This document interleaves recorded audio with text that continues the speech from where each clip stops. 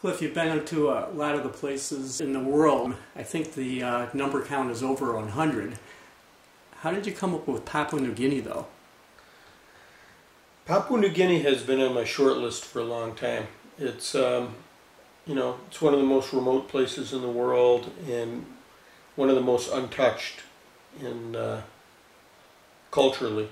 And actually, we saw a National Geographic special, and it said that Papua New Guinea was the only place left in the world that still had cannibals, and that pretty much convinced me that that was where I needed to go. Yeah, that was a big drawing item. Yeah, cannibals. You know, this is just a general question, but what's the attraction to you being a traveler in the third world? With the world moving so quickly today,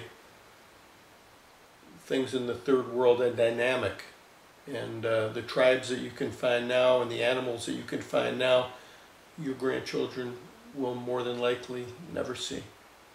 Yeah. When we were in Tari, we went to see the Huli men. I always thought that the way that they looked was really kind of unbelievable, with the way they painted their face and the wigs that they wore. What were your impressions of that?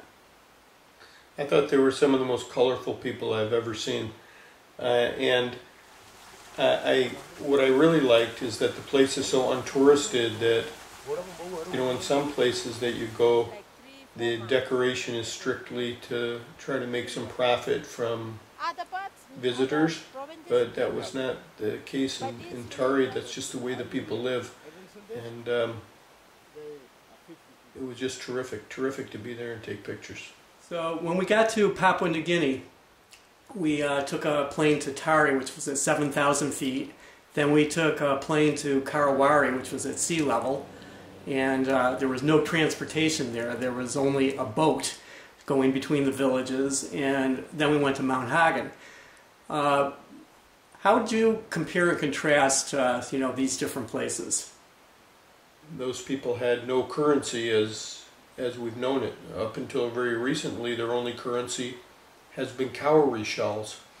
And they built their houses from sago palm leaves next to the river. They clothed themselves from the grasses and eat the sago palm and the few vegetables they're able to grow, and for protein they may get fish from the river, and occasionally with their spears and bow and arrow kill a cassowary or wild pig in the jungle. It's pretty much as remote as you can get, whereas Mount Hagen and Tari, the climate was more receptive and the land was more arable to producing their own foods domestically to some degree, rather than subsisting as hunters and gatherers like in Tari. Well, in Karawari, I can tell you that one of the cool things that we did was when we were in the boat and we would see these women in their canoes. They would fish and they would cook their fish right in the canoe, eat it so they get their own nutrition, and then they take the rest of the fish back to the family so that they could have one of their 2 meals a day. Yeah. Women are always the workers of the world, no matter where you go.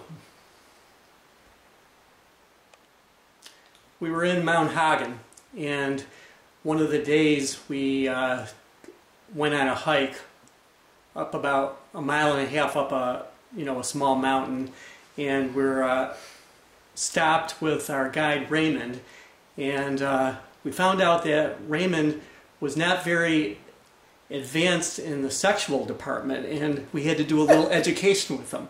Would you go into that? Well, Raymond actually, his English was pretty good, and what happened was after we climbed the mountain, we went into a bird blind, and the three of us sat there, Mark and I and Raymond, trying to see the birds of paradise that Papua New Guinea is famous for, particularly the proverbial bluebird of paradise. And as we sat there for a long time and tried to be quiet, we started talking, and we asked him some questions about the politics in New Guinea. and he reciprocated by telling us that they really liked Bill Clinton, and asked us why Bill Clinton became in disfavor. And at that point we had to,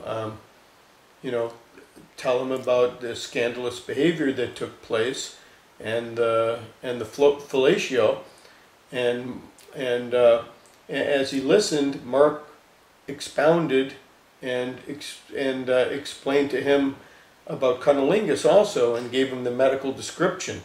And this really astounded Raymond. He said that this was a practice that they were completely unfamiliar with. And later on, when we got back to the lodge where we were staying, in which Mark and I were the only guests, like everywhere else, the manager and his wife were there, along with the woman who cleaned and was serving us the food. And Raymond came in, and we had a bottle of white wine which we opened, and we took 6 glasses out, and Mark raised his hand for a toast, and Raymond, the guide, held up his glass of wine and shouted very loudly, "Cunnilingus!" And Mark and I said, "Raymond, you can't say that." And he said, "Nobody will know what it means." Cliff, tell me the story of the Mudmen in Mount Hagen. The Mowgli Mudmen. These were an extremely colorful tribe, and they wore these huge mud masks that they put over their face, which they thought would scare their enemies. They would appear to be demons, and they covered their entire bodies, head to toe, in mud, and then had the masks over their head and their face. And I took a picture of one of them, and with my phone, and I sent it to my wife Bobby, and through Raymond, our guide, who spoke many languages, the chief of the Mudmen asked him what I was doing, and I had him tell them that I was taking a picture and sending it to my wife in America, and they wanted to know how I was doing that, and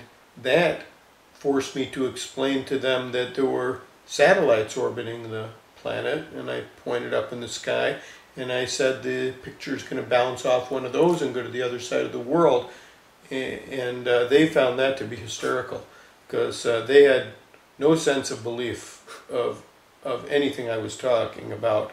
That completely discredited me when I told them about the satellites around the planet.